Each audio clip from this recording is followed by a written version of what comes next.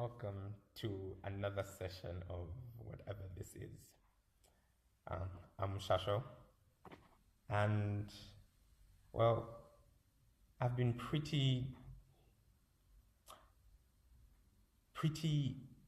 angry, shall I say, with our education system for a while now. And for a while, it's just been misplaced anger and complaining about it and complaining about it. So recently is a lie. I've been doing this for a few years, but anyway, um, the light reading I've been doing has definitely shown that there's a problem.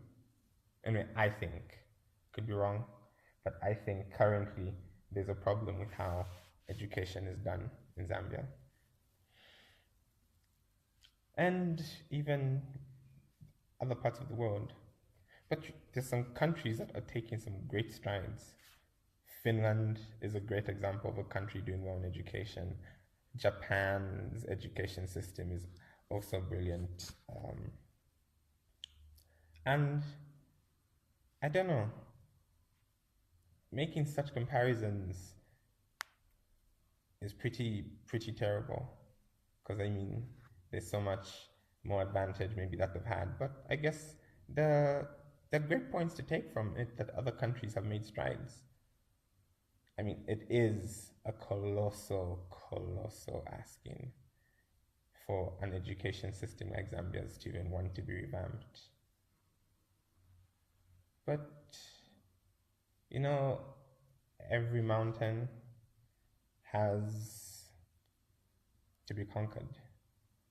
It just has to be conquered. But a journey of 1,000 miles begins with one step. So, as I was doing some more researching on the internet, I came across tips, I guess, reading how other successful countries have been doing what they've been doing. And I thought maybe that's a good place to start, you know, instead of just assigning blame, reading and figuring out what isn't working and what we can't do and what we can't make happen because we don't have money or whatnot. We can start with the small things, the things that probably make the biggest difference. Um, so when I was reading, there were tips, like in more than one article, of how you have to improve the psychology in classrooms for you to improve performances in classrooms. Psychology isn't something, okay, I was going to say psychology isn't something you pay for, but clearly people have paid for psychology, so I retract that. But anyway, psychology is something that can be changed with just a few tips, just understanding and being consciously aware, my goodness, and being aware of the fact that you can actually do a few things and create a few changes. So, um,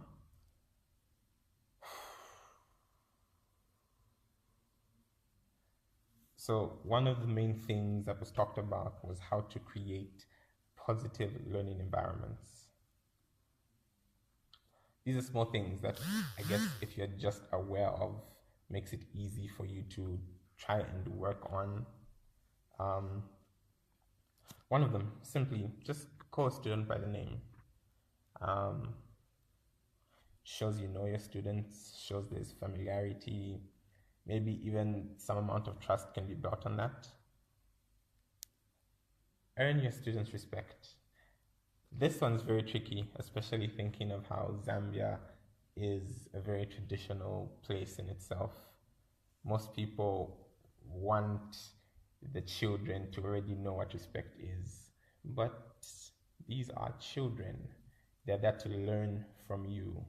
So for them to know that they need to do the please and thank yous, you must also do your please and thank yous. You're going to have to teach them what respect is so that they're able to respect you. Personally, I kind of had to add some adjustments there. But that's what I got from the concept. Um, and also, it's good to note that children mostly do what we do and not usually what we say. And it's a funny concept, and I've seen it actually recently. You'll be shouting at a child, they'll say they've understood, or you'll be scolding a child, they'll say they've understood. But the day you notice and catch yourself doing that exact same thing, and if they also catch you doing that exact same thing, it's most likely that even though you shout, it's probably that they're just afraid, but they really won't change. They'll just keep doing what you do, but maybe in secret. So build trust. So if you're going to say them, you must say please and you must say thank you. It would be great to know that you also say please and you also say thank you. When you have children, one other thing is just learn to read body language. Because when you're talking to a child, some of these kids come from some difficult places, some very difficult places. So it's going to be hard to be able to help them and give them a safe space, because their mouth will be saying one thing and their body language will be saying something else. So you eventually pick up on the cues, and you'll be able to maybe cushion, help as you can. Child can be saying yes, they're fine, eyes wide awake, but they've zoned out, they're not in class because things at home are crazy and they've got no one to talk to. They don't understand why all this is happening in their life, and a whole 4 lectures have passed and they haven't understood anything, they haven't heard anything. So we have to remember that there's different facets to this, and we need to provide really, really safe zones that kids can be very encouraged.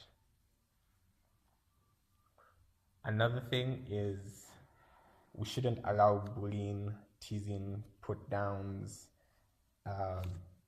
in classes.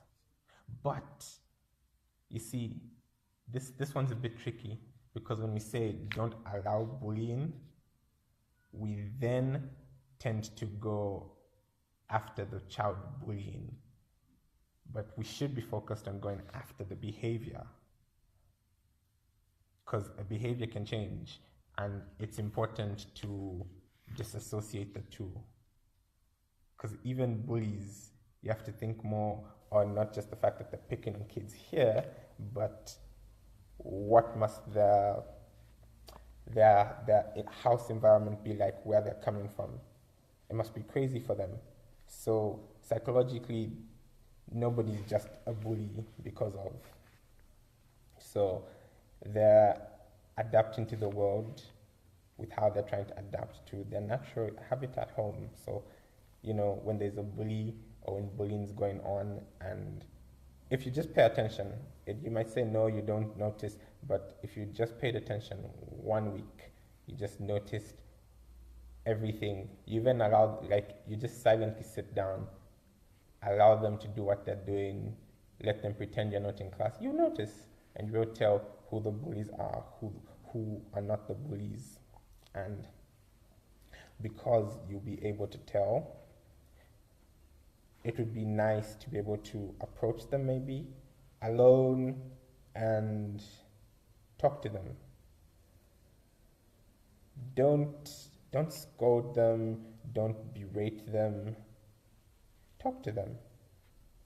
Identify the problem in the behavior, and that way you can be able to better help change some things can't be done overnight, but it has to be something that has to be thought about, because these kids are going to be in schools for it was 12 plus years in formal education system.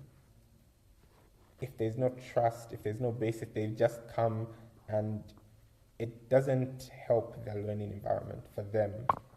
So that's something that I looked at and I was pretty amazed by. Don't mind, I keep looking up because I don't want to just get lost. And I think this one, for me, summed them all up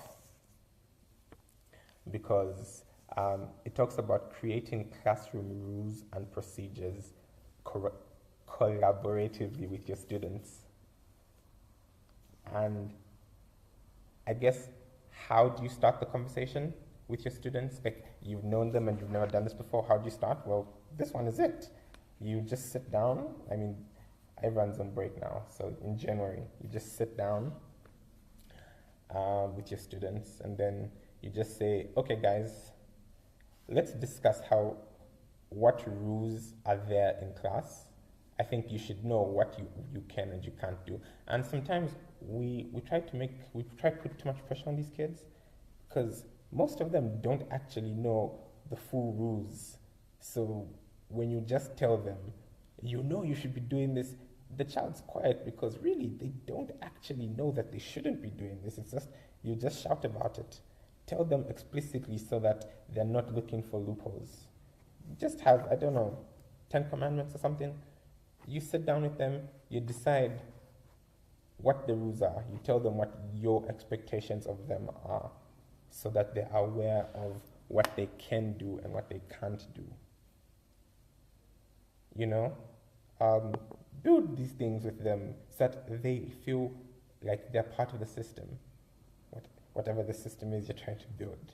So when you create the rules together and you've explained why the rules are there and they understand with you, even when you assign punishment because the rules were not followed, they understand.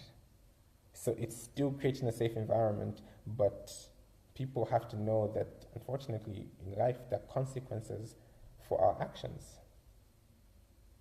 That's something I guess all of us still have to learn a lot of times. And then it hit me, though, when I was doing this. I guess this really isn't a whole just classroom thing. It's something we can do even in our homes. We have siblings, we have kids, like little things we can think about to help improve their general psyche. I mean, maybe you guys have forgotten, but I haven't. I was young not so long ago, like formal education young not so long ago. And I still remember sometimes being confused by all these things, questioning my teachers, asking, but what you mean? Like trying to figure it out with them, and then they're not giving me straight answers.